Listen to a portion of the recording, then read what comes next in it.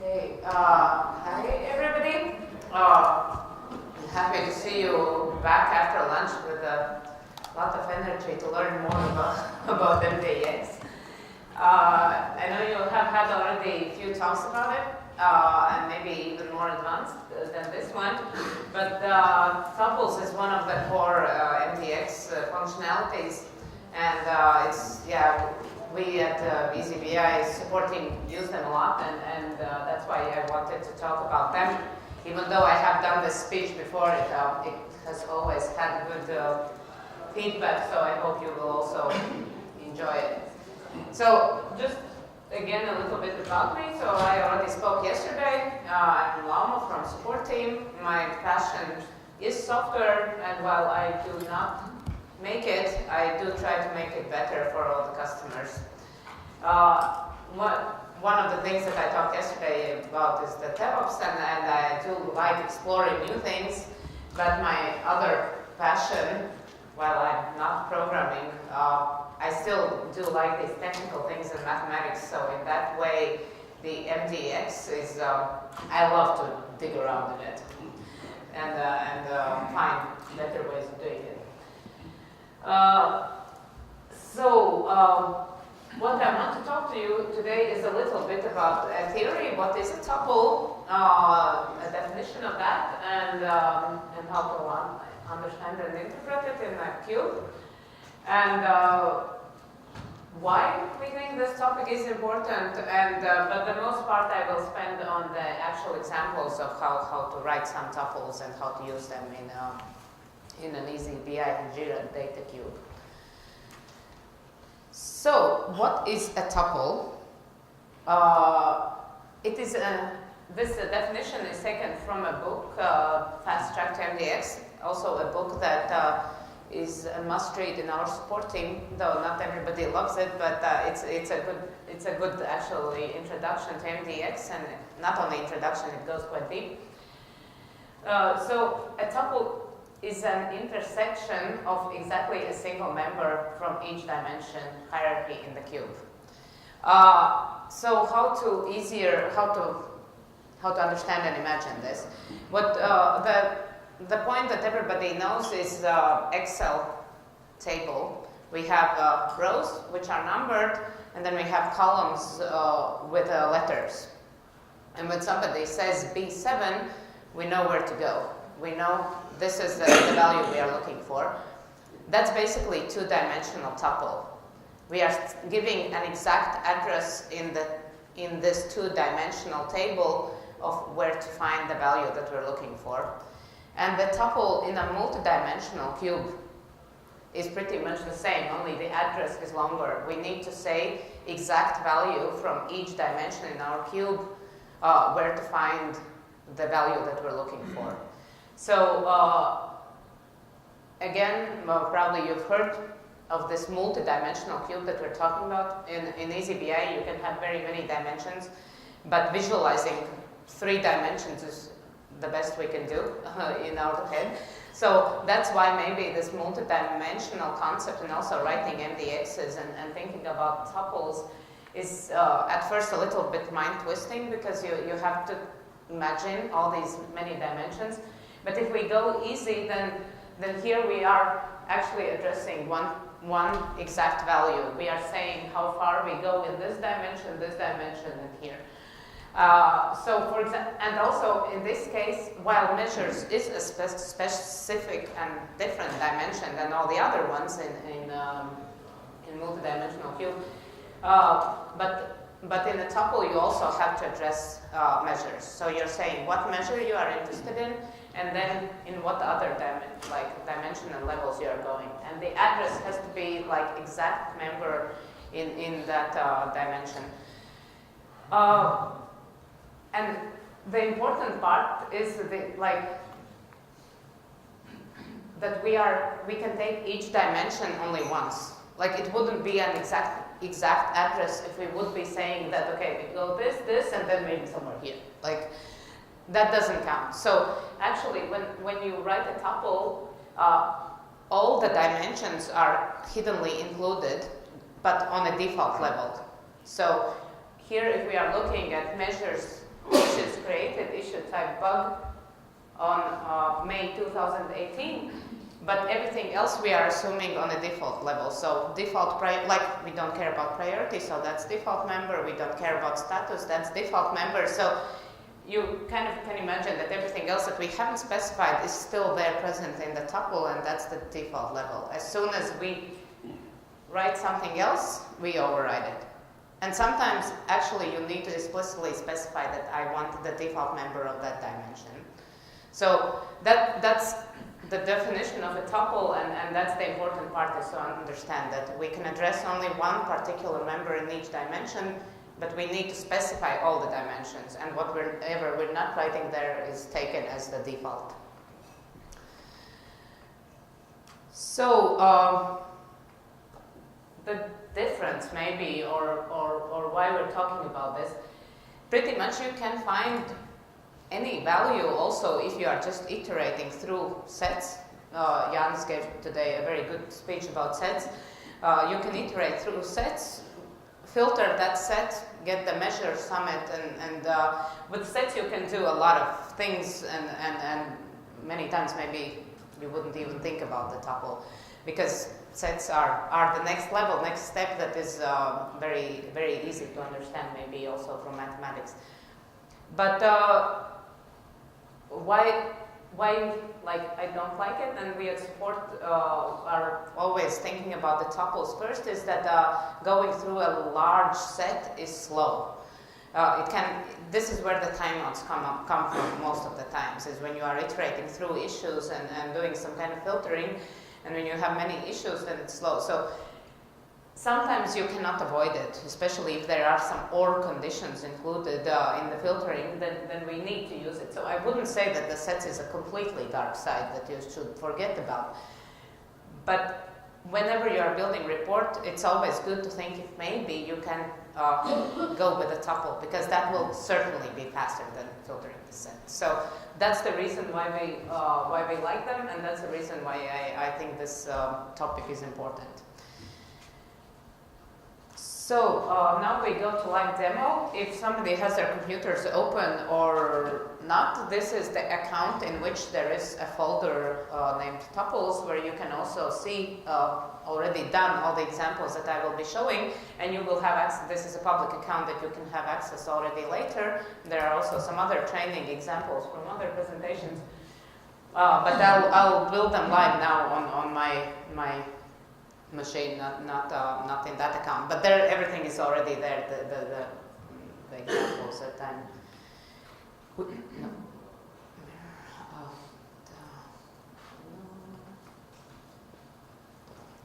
there we go. Let's make this bigger. Okay.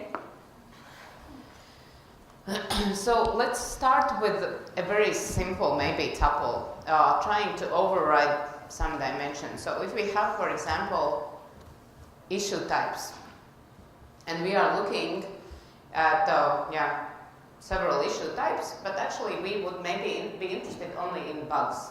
We don't want any other issues to be seen. So if I take a new defined calculated member, bugs. If I take just issues created, obviously it will return exactly the same value for each row that we have here. But what we want is we want to override and say that we want to look exactly at this cell here, and we don't care about the other issue types. So what we can do is use the tuple syntax and say that issue type, we are looking at bug. And everything else we are taking in the current report context, like we don't care about anything else, we are now looking only to override what issue type we're looking at. Why are you being slow now? So now we see that we are ignoring anything else that is on rows, like we are ignoring any other issue type that we have here, and we only have bugs created. Like, of course, here this doesn't make any sense, but like what you probably would like to know is how many bugs you create over time, which is already more valid request that we get sometimes, maybe compared to also issues created. So now, as I said, everything else, we are looking at the levels, at the context of the report, and now we see in this month how many issues were created in total and how many bugs were created, and how many of those are bugs. So that's already a good way of using it. Or maybe, to go a step further, this is now a completely valid measure, so we can reuse it in other calculations. So issues without bugs also to see. So we can take from the issues created and subtract the bugs created to get the difference. And here we got to the result very fast without filtering, going through issues, finding the ones that are created in that month and filtering by their issue type. So we are just addressing exact value of the measure in the cube and saying, okay, we want here the bugs created, and now we take from total and subtract those bugs and we get total issues created. And this is already a nice timeline chart maybe, or maybe bar chart, vertical, with stacked, and maybe we can put this label type scatter, and then we have it on top, and add a label to this one, and then we see the total number, and then we see how many issues are created and how many of those are bugs. So that's already, yeah, one valid way of using tuples. That would be one example that I wanted to show. Another one, as I said, maybe I'll just reload the screen. As I said, that we can move also to get in a different level of that dimension. So for example, if we have, by using tuples, so if we, for example, have priorities, and maybe let's take issues result this time.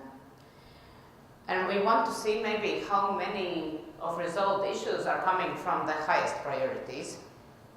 So, as I said, firstly, we can only address one exact cell, but we have two highest priorities, highest and high. Both of them are equally important. So maybe what the formula that we would be looking for would be actually dividing the percent result in.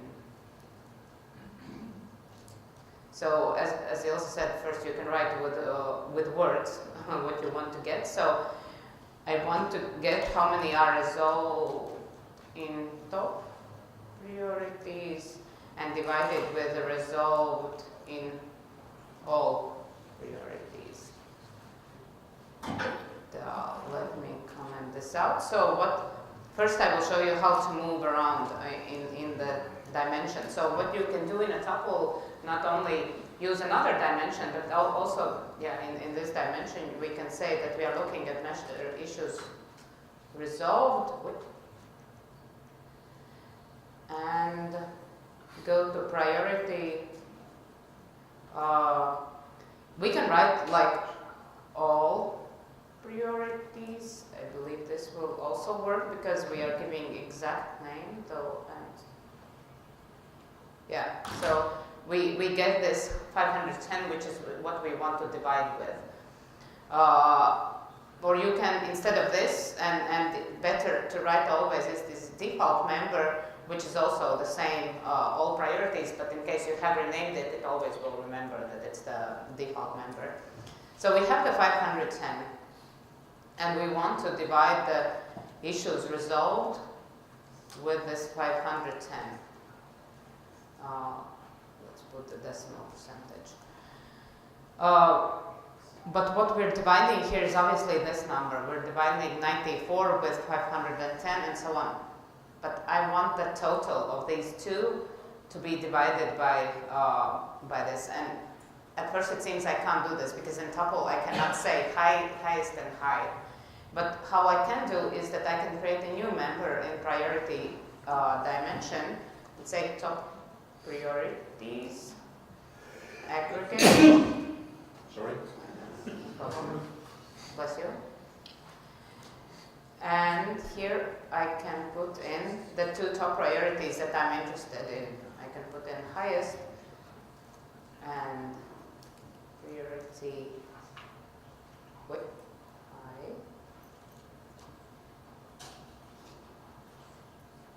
And now I have this number of 2 top priorities here, 184. And this is again one member, one exact cell that I can address. So now I can say that here I actually don't want all default issues resolved, but I also want to override this and take the priority,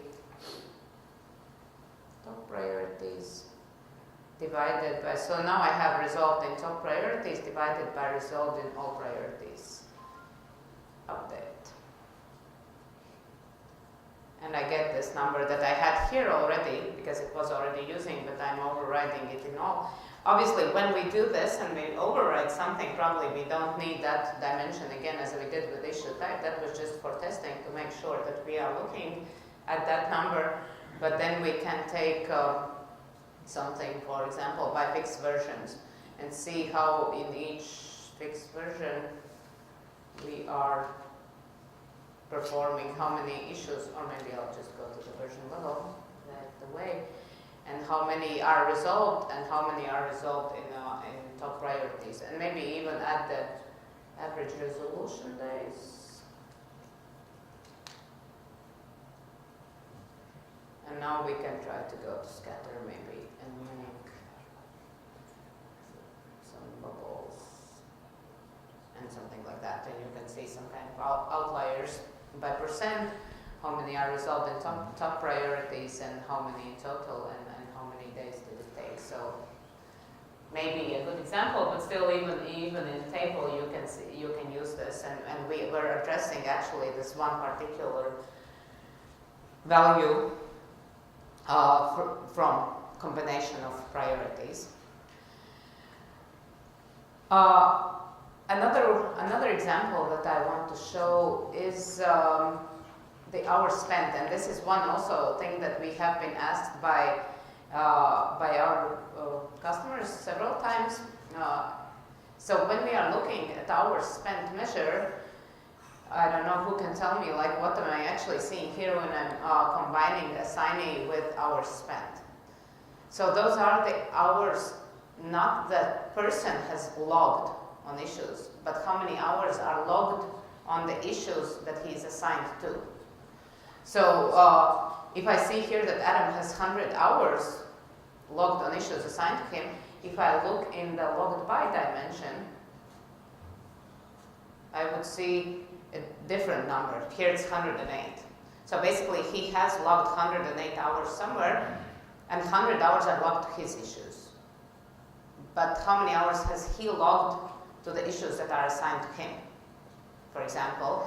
And that's one topic that we have had a question from our customers. So if I use, for example, assigning dimension here, I can find,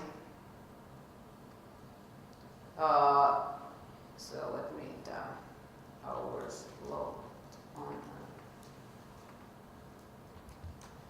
So here we have, let's start with my favorite function, set string, to see how we're building this.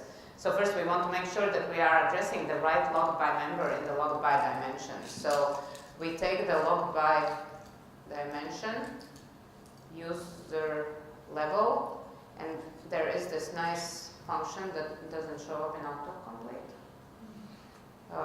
by key. Get member by key, and what we need is we are looking for a user in log by dimension with the same key that the assignee has. So we are taking the assignee current member key, and now this should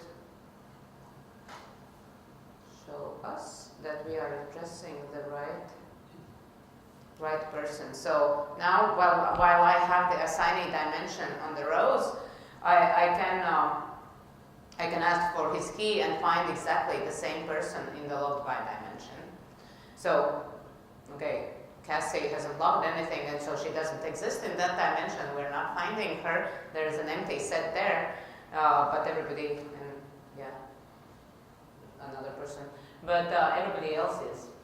So that's nice. And now, so I am actually overriding this logged by default member that by default would be in our spent measure with this logged by person.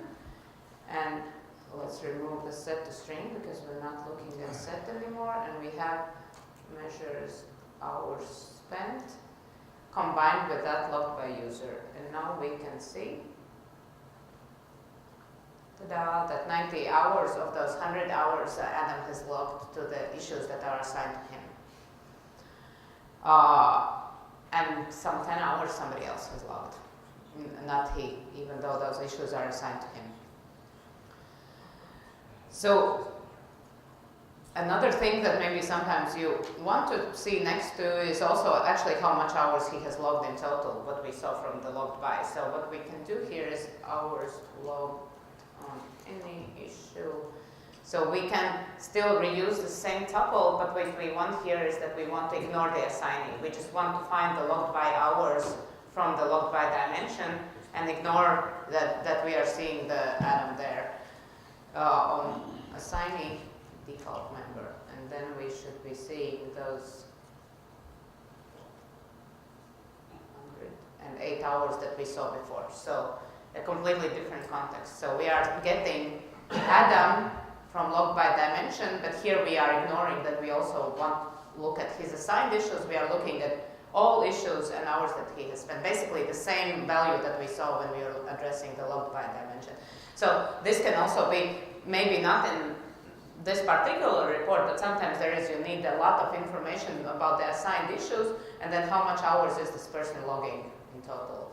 Or maybe also logging on bugs, so then you can, again, just override something and say that you want to add there another issue type bug, for example. So in that way, as I said, everything else is in the default level, but in this way then we see, okay, 20 of those hours he's logging on bugs. So I'm close to the end of the time, and also to my demo. There is another example that you can see in that account that I showed. And yeah, so play. And there are also many examples in community because, as I said, in support we first think about the tuple and only then go to the set. So, any questions? No questions. I hope that means I was very clear. Thank you.